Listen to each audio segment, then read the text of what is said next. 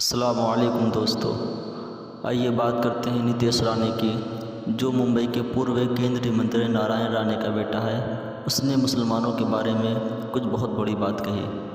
उसने कहा है कि अगर 24 घंटे के लिए पुलिस को छुट्टी पर भेज दो तो हिंदू अपनी ताकत दिखा देगा। न्यूज एजेंसी IANS ने जो video social media platform x पर शेयर किया है उसमें कनकावली का विधायक राणे मराठी में ये कहते हुए सुनाई देता है, पुलिस वालों को छुट्टी पर भेज दो, उसके बाद तुम अपनी ताकत दिखाओ, हम अपनी ताकत दिखाते हैं। तो यहाँ पर जो है सीधे सीधे नीतीश राणे मुसलमानों को जंग के लिए ललकार रहा है। इसको ये लगता है कि इसके पास इतनी ताकत आ चुकी है कि ये महाराष्ट्र के मुसलमानों का मुकाबला कर सकता है।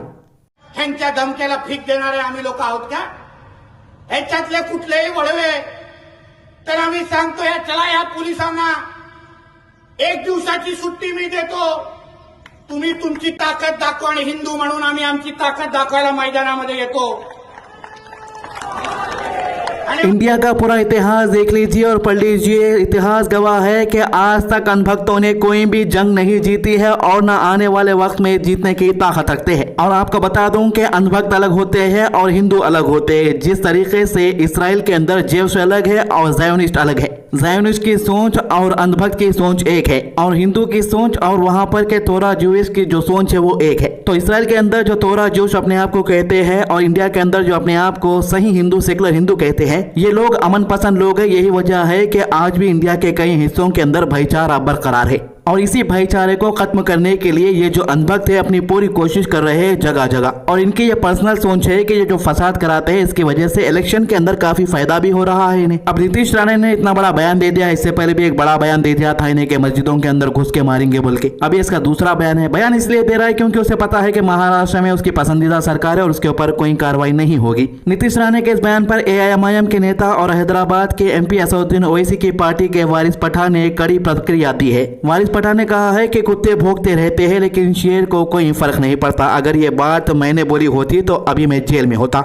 आपको पता ही होगा कि मुफ्ती सलमान नजरी साहब जो कई महीनों से जेल में बंद है, इन्होंने कुछ कहा भी नहीं, फिर भी जो है इन्हें जेल में डाल कर रखा गया है काफी महीनों से। और मुफ्ती सलमान नजरी साहब के जैसे कई बड़े बड़े हमारे उलमाए हैं जिनको जेलों के अंदर बंद करके रखा गया है। उलमाओं के पास 2 ऑप्शन है, अगर आप आपकी जुबान खोलोगे तो जेल के अंदर कई महीने रहना पड़ेगा, अगर आपकी जबान आप बंद रखते हैं तो आप आजादी के साथ घूम सकते हैं। और ये ऑफर अनभक्तों के ऊपर अप्लीकेबल नहीं होता। अब करीम सिद्दीकी साहब के ऊपर इल्जाम लगाया गया है कि इन्होंने कई लोगों को गैर मुस्लिमों को मुसलमान बनाए। 2 दिन पहले ही हमने न्यूज बताया था, सुने होंगे आप, 12 साल की सजा सुना दी गई है। वहीं दूसरी तरफ एक बड़ा अनभक्त उत्तर प्रदेश के अंदर यह दावा करता है कि इसने कई मुसलमानों को हिंदू बनाया है। इसको प्रोटेक्शन भी मिली है और बड़े बड़े मीडिया चैनल वाले जाके इंटरव्यू ले रहे हैं, उनके सामने बोल रहा है कि मेरा काम मैं जारी रखूंगा।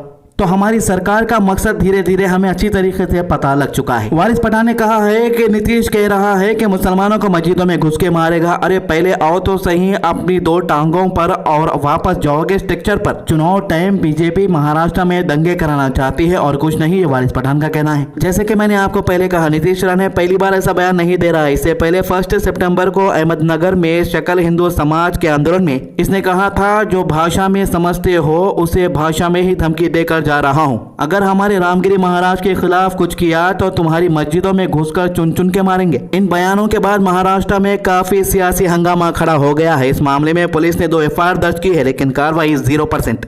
ध्यान मत लो, मुसलमान कायदे को मान रहा है इसलिए खामोश है, डरता किसी के बाप से भी नहीं है। और ये भी क्या कहा, 24 घंटे के लिए पुलिस को हटा दो, हम दिखा देंगे कौन बड़ा है छोटा है। हाँ, ये अल्फाज अगर वारिस पठान बोला होता तो अब तक मुझे उठा के जेल में डाल देते। अब इनके खिलाफ कब कार्रवाई की जाएगी, कब इनको सलामों के पीछे डाला जाएगा? क्या ये सुप्रीम कोर्ट के हिसाब से हेट स्पीच नहीं है? मैं पूछना चाहता हूं कि मुंबई महाराष्ट्र की पुलिस को किसने रोका है इनके खिलाफ? क्या मजबूरी है? क्यों इसको हिरासत में नहीं लिया जाता? क्यों ऐसों को छोड़ दिया है? खुली फिजाओं में जाओ, अनाप शनाप बको मुसलमानों के खिलाफ। तो ये चाहते हैं कि महाराष्ट्र का वातावरण बिगड़े, इस तरह इसलिए बीजेपी इस तरह की ऊंची हरकत पे उतर आई है। हम चाहेंगे कि महाराष्ट्र की DGP, चीफ मिनिस्टर संज्ञान ले इस बात का और फौरी तौर से इसके ऊपर कार्रवाई करो, इसको उठा के जेल में डालो, वरना पूरी तरह से महाराष्ट्र के अंदर हिंसा फैलाने की काम कर रहे हैं ये लोग। क्या करेगा 24 घंटे के अंदर? पुलिस को उठा के सबको मार डालेंगे। आओ मार डालो। हाँ, क्या समझते तुम हम लोगों को? ये बंद करो बकवासबाजी तुम्हारी। सरकार का मैं बोलना चाहता हूं आपके माध्यम से, फौरन इसको हिरासत में लो और इस तरह की बयानबाजी को सरकार बंद करे। बस मैं आखिर में यही कहना चाहूंगा, ये बयान न सिर्फ एक समाज के बीच दरार बढ़ाने वाला है बल्कि राजनीतिक मकसद भी दिखाता है। चुनाव के समय ऐसे बयान अक्सर सुनने को मिलते हैं जो जनता के जज्बात से खेलते हैं। बीजेपी और उसके नेता इस समय धर्म को लेकर जो बयान दे रहे हैं उसका मकसद सिर्फ एक है, उनके वोट बैंक को मजबूत करना और धर्म के नाम पे जनता को डिवाइड करना। अंग्रेजा भी ये चीज को बखूबी फॉलो करते थे, डिवाइड एंड रूल। यही चीज को अब ये लोग फॉलो कर रहे समझो। अभी तक जितने भी मुस्लिम लीडर थे हमेशा भाईचारे और एकता की बात करे और अभी भी मुस्लिम लीडर भाईचारे और एकता की ही बात कर रहे हैं। अभियान भक्ता सोशल मीडिया पे कैसी नफरत फैला रहे देखो। मिस्टर सिन्हा जो बीजेपी IT सेल का मेंबर है और बीजेपी का भी मेंबर है, हैदराबाद के एक वीडियो को शेयर करके पूछ रहा कि यहाँ पर इस्लामिक झंडा है और फलस्तीन का झंडा है लेकिन तिरंगा नहीं है। अब इससे एक सवाल है कि जितने भी गणेश रैलियां निकले हैं उस गणेश रैली के अंदर एक भी तिरंगा हमें दिखा दे, फिर हम भी मिलाद के मौके पे तिरंगा लेके निकलेंगे। तो ये थी